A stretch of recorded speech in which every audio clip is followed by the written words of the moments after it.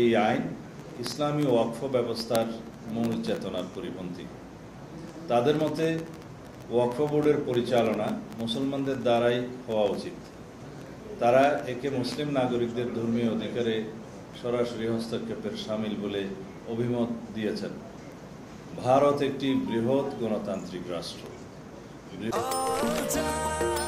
নিশ্চিন্তে খান স্বাস্থ্যকর all time পান, অল টাইম হেলদি লাইফ। বৃহৎ গণতান্ত্রিক রাষ্ট্রে সকল ধর্মাবলম্বী নাগরিকদের ধর্মীয় অধিকার রক্ষায় রাষ্ট্রের অভিভাবকত্বের ভূমিকাকে সমুন্নত রেখে উক্ত আইনটি ভারত সরকার পুনর্বিবেচনা করবে, আমরা এই আশাবাদ ব্যক্ত করছি।